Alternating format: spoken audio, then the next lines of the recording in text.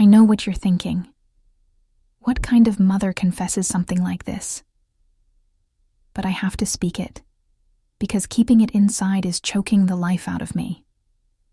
I never imagined I'd feel my breath hitch, my skin flush, and my heart race in the presence of someone I raised.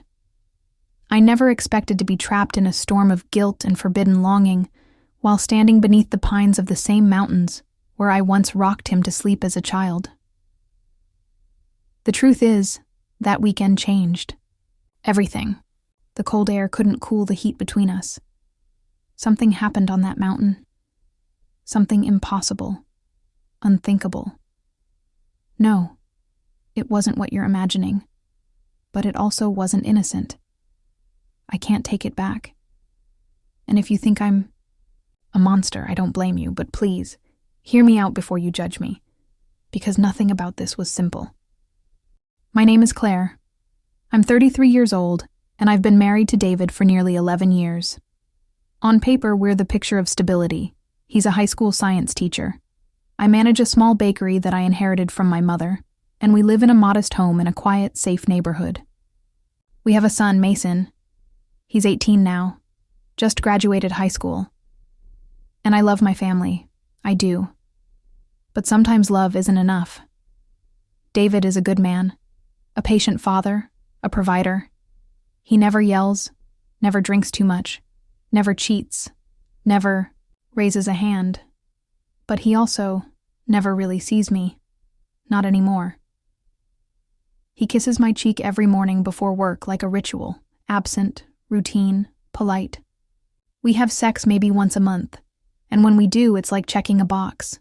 Dim lights, missionary, silence, no urgency, no hunger, and definitely no talking about it afterward. I used to think I was broken, that something was wrong with me for craving more, for missing the way I used to feel when I was younger, wanted, electric, alive. But somewhere along the line, I stopped trying. I stopped putting on lipstick, stopped dressing up, stopped hoping he'd reach for me in the dark. Instead, I buried myself in motherhood, in the safe predictability of routine. Bake the bread, fold the laundry, pick up Maiden from school, smile, be grateful, don't complain. But at night, when the house was still and David lay next to me snoring softly, my mind would wander. I'd think about what it felt like to be touched without hesitation, to be kissed like someone was starving. And then, almost without realizing it, I began to resent him. Not because he was cruel or absent, but because he was so content. He didn't see the way I withered. He didn't ask. I didn't want to blow up my life. I didn't want to cheat. I'm not that kind of woman. But something had been growing in me, a quiet desperation. And I didn't know it then. But that desperation would come to a head on a trip I never expected. A simple weekend in the mountains. Just me and Mason. A mother and son, reconnecting before he left for college. That's what I told myself. But life doesn't always follow the rules we write in our heads. It started so innocently. A trip to the mountains, just me and Mason.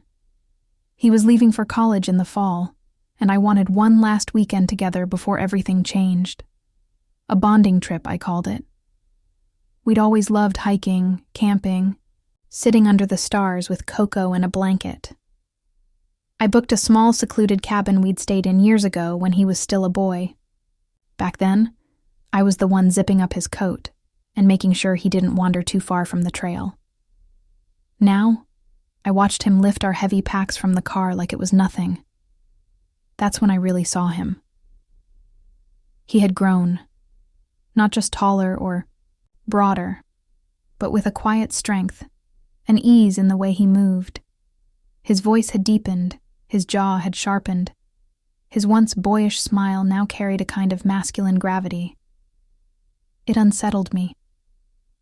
We laughed that first evening as we unpacked, sipping wine by the fireplace while the wind howled outside.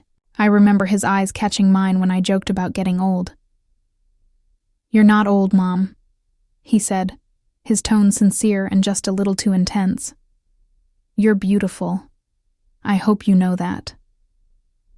I laughed it off, brushing it aside. But the words lingered. The next day, we hiked for hours, following a trail that led to a ridge with a sweeping view of the valley. I tripped on a root, and he caught me, his hands around my waist, steadying me. And for a moment, we just stood there, his body close, his eyes scanning mine. "Thanks," I murmured, stepping back quickly. That night, we cooked together. We shared the last glass of wine, and something shifted in the air. An invisible pull between us I didn't want to admit was there. We sat on the couch, shoulder to shoulder, watching old movies on my laptop. At some point, I leaned into him, resting my head on his chest. I told myself it was maternal, nostalgic. But the way his arm curled around my shoulders, the way his fingers absent-mindedly stroked my upper arm, it didn't feel maternal at all. Didn't move. I closed my eyes and let myself feel it. The heat of his skin through the thin fabric of his shirt, the steady rhythm of his breathing, the scent of pine and soap and something else. Something distinctly male. When I looked up at him, his eyes were already on me. "You okay?" he asked, his voice low. I nodded. Just tired. But I wasn't. Not at all. I was wide awake and aching with something I hadn't felt in years. Later, lying in bed alone, I couldn't sleep. The air felt charged. I could still feel his touch on my arm, still hear his voice in my ear. And worst of all, I didn't feel scared. I felt alive. The next morning, I tried to shake it off. Told myself it was just the wine, the closeness, the nostalgia. But the tension didn't go away. It grew. We cooked breakfast together, brushing past each other in the narrow kitchen. His hand grazed my hip as he reached for a plate. Our fingers touched when we both reached for the same mug. Every look lingered a second too long. Every laugh felt too warm, too private. That afternoon, it started to rain, so we stayed inside, played cards, talked. We'd always been close, but this was different. He opened up to me in ways he hadn't in years. About girls, about how hard it was pretending to be strong all the time, about how sometimes he felt invisible. I listened. I let my hand rest on his knee without thinking. He didn't move it. Later, we sat near the fire again, wrapped in blankets. He told me I didn't seem happy lately, that he noticed I didn't smile the way I used to. "You deserve more," he said. "You deserve to feel alive." I should have stopped him. I should have said that's not your place. But I didn't. Because deep down, I wanted someone to say those words. I needed someone to see me, not as a mother or a wife, but as a woman. And he did. That night, I couldn't sleep again. I got up to sit by the fire, needing space to breathe. A few minutes later, I heard his door creak open. "Couldn't sleep?" he asked. I shook my head. "Mind if I sit with you?" I should have said no. Instead, I nodded. He sat beside me, close, too close. The fire flickered shadows across his face. I turned to look at him, and he was already watching me. His eyes weren't the eyes of a boy. They were the eyes of a man who wanted. And suddenly, all the rules blurred. I didn't kiss him. Not yet. But in that moment, I knew it was already too late. It happened on the second night. The storm had rolled in faster than we expected, and the rain pounded the roof like it was angry with us. The power flickered, then gave out entirely. I lit a few candles scattered around the cabin and wrapped myself in a blanket on the couch. The fire was still warm, crackling in the hearth, casting shadows across the worn wooden floor. I was trying to read, but the words blurred. My mind wouldn't stop racing. Every time I looked at Mason, I saw the shift in him. Not a boy. Not even my stepson in the way that used to feel safe. He was a man now, 20 years old, broad-shouldered, calm, watchful. He'd been my husband's son long before I met either of them, and I'd been in Mason's life since he was 12. We were never close, until now. I heard his door creak open. His footsteps were soft against the wood. "Power's still out?" he asked, voice low and a little rough from sleep. I nodded. "Yeah, nothing to do but wait it out." He walked into the living room and looked down at me on the couch. "Mind if I sit?" "Sure," I said, trying to keep my voice neutral, steady. He sat close, too close. His thigh brushed against mine beneath the blanket. Neither of us moved. We stared into the fire for a long time without speaking. I could hear the rain on the windows, the distant rumble of thunder. I could smell the faint scent of cedar smoke. And beneath that, him. Warm skin, clean cotton, and something unmistakably male. I felt my body respond before I even realized it. A rush of heat under my skin, my pulse ticking in my throat. "I keep thinking about last night," he said suddenly, breaking the silence. I turned my head slowly. "What about it?" He met my gaze, steady, unapologetic. "The way you looked at me, the way you didn't pull away." My stomach dropped. My mouth went dry. "Mason," I whispered. "We can't." "Why not?" he asked softly. "We're not blood. We're adults. And I know you feel it too." I did. God help me, I did. He reached out and brushed a strand of hair behind my ear. His fingers grazed my cheek, and I leaned into the touch before I could stop myself. "I've thought about this more times than I can admit," he said. "But I didn't think you'd ever look at me like that." I should have stood. Told him to go back to bed, but I didn't move. I couldn't. "I'm married," I said, but it sounded weak, mechanical. He leaned in, slow and deliberate, his eyes locked on mine. "Do you love him?" I blinked. The question struck deeper than I expected. "I did," I said.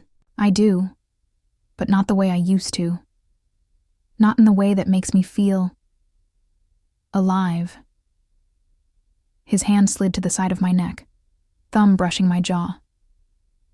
"You deserve to feel alive, Claire." Then he kissed me. It was slow, gentle at first, testing. His lips were warm, hesitant. But when I didn't pull away, he deepened it, his mouth opening over mine with a hunger I hadn't felt in years. I gasped. His tongue slid against mine, coaxing a moan from the back of my throat. My body lit up, every nerve buzzing, every part of me aching for more. My blanket slipped from my shoulders as his hands moved over me, down my back, along my waist, fingertips trailing heat through the thin cotton of my sleep shirt. I clutched at him, suddenly desperate, pulling him closer until he was pressed against me, solid and warm and real. We fumbled for a moment, breathless and shaking. He lifted me gently, guiding me backward until I lay against the cushions, his body covering mine. His lips traveled down my neck, over my collarbone.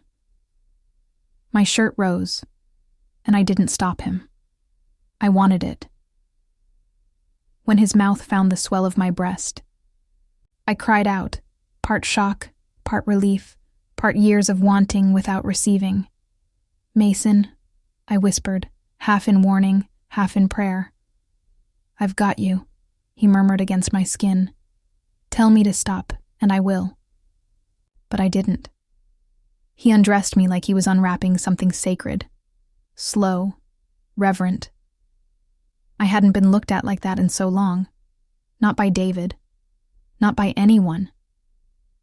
When his fingers slid inside me, I arched, stunned by how ready I was. How my body responded with abandon, like it had been starving. And when he finally entered me, slow, thick, deep, I felt my eyes sting with tears. Not from pain, not even guilt, from being seen. We moved together like a tide, rising and crashing. His hands gripped mine. Our foreheads touched. He whispered my name like a vow, and every time his hips pressed into mine, something broke open in me. I came hard, shaking, his mouth swallowing my cry. He followed not long after, his breath ragged, his body trembling above mine. Afterward, we lay tangled in silence. My heart was still racing. His fingers traced circles on my bare shoulder. That's when the guilt began to bloom. "What have we done?" I whispered. He didn't answer. Not right away. Instead, he kissed my forehead and pulled the blanket over us. "We were honest," he said. "For once." But it didn't feel simple. It didn't feel clean. My heart felt like it had been pulled in two directions at once. One part of me was spinning with the afterglow, every inch of my skin still singing with touch. The other part, the wife, the mother, the responsible one, was already building walls of shame. I didn't know who I was anymore, but I knew one thing for certain. I could never go back to who I'd been before this night. Because he had woken something I'd buried so deep, I wasn't even sure it still existed. And now that it was free, I didn't know how to put it away. The silence in the car on the drive back was thick, claustrophobic even with the windows cracked open to let in the mountain air. Mason sat beside me, his hand resting on the gear shift, occasionally brushing against mine. Every time it did, a bolt of memory shot through me, of skin, of breathless moans, of how I'd said his name like a secret and a prayer. But now I couldn't meet his eyes. Not because I regretted it, but because I didn't. That was the worst part. The part I didn't know how to live with. We got home late that night. David was already asleep. I slipped into the shower, scrubbing my body until my skin burned, as if the hot water might rinse away what I'd done. When I slid under the sheets, next to him I held my breath, half expecting him to stir and know, to reach out and feel the guilt humming through me like a second heartbeat.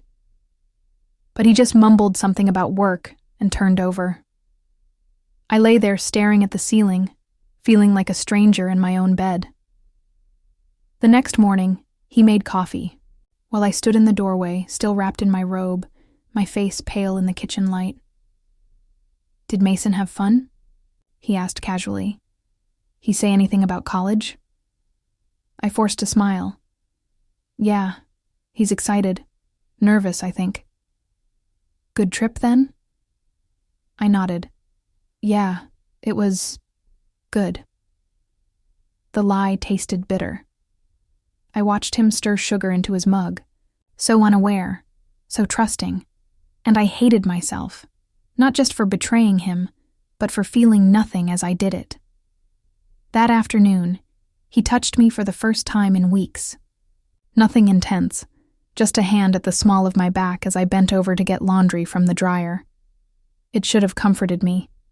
Instead, my body flinched. Because it wasn't his touch I remembered. It was Mason's. The way his hands trembled as he undressed me, like he couldn't believe I was letting him. The reverence, the fire, the need. David and I made love that night. Or rather, we tried. He was gentle, predictable, kind. He kissed my neck in that same spot he always had. Touched, me in the same rhythm, said the same things, and all I could think was, why don't I feel anything?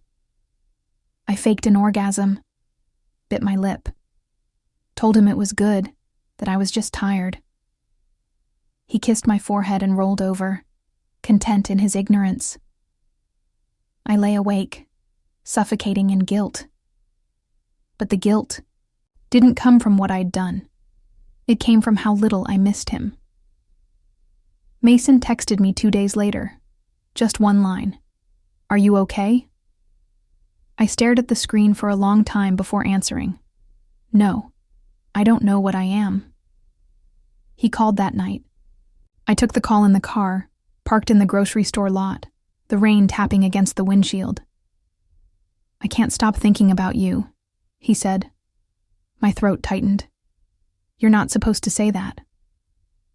But it's true. Silence. "I miss you," he added. "I'm married, Mason." "I know. But you weren't that night." He was right. I hadn't felt married. I hadn't felt like anyone's wife. I'd felt like me again. But that didn't make it okay. Or maybe it did. And I just didn't want to admit that either. I started moving through the days like a ghost. I smiled when expected, laughed at the right times, cooked dinner, answered emails. But it all felt muted, like watching someone else live my life. And every now and then, I'd catch my reflection and not recognize the woman staring back. Not because she was older, but because she'd tasted something real, and now couldn't unlearn the hunger. David didn't notice, or maybe he didn't want to. We kept going, kept pretending. But inside, something had shifted. A door had opened, and I didn't know how to close it again. I didn't know what came next. I only knew that I wasn't the same woman who had driven into the mountains with a clean conscience. And that terrified me more than anything. It's been 3 weeks since the cabin, since my body forgot who it belonged to. Mason left 2 days ago, bags in his trunk, windows down, music blaring like he was trying to outrun the silence we'd left hanging between us. I watched him pull away from the porch, heart hollow and fists clenched, and told myself that was the end of it. But that night, I sat on the bathroom floor with my phone in my hand, his name lit on the screen. I never hit send. I deleted every draft. I still haven't told David. Some days I come close. I stand at the kitchen counter, rehearsing it in my head. "I need to tell you something. I wasn't who you thought I was. I slept with your son." But the words never make it to my lips. Because saying them out loud makes it real. And real means consequences I'm not sure I'm brave enough to face. I thought the guilt would get easier. It hasn't. But it's no longer the sharp, punishing uck it was in those first few days. It's something else now. Quieter. Deeper. A dull throb that pulses behind every smile. I haven't reached out to Mason. I won't. It was never meant to last. Whatever we were in that cabin, it couldn't survive the daylight. It wasn't a relationship. It was a mirror, showing me what I'd buried under years of compromise and obedience. And yet, I can still feel him. Sometimes when David kisses my cheek goodnight, or pours me coffee without looking up, I wonder how much of me he truly sees. And if he'd still love me if he did. We still go through the motions. We still laugh over TV shows and share leftovers and talk about work.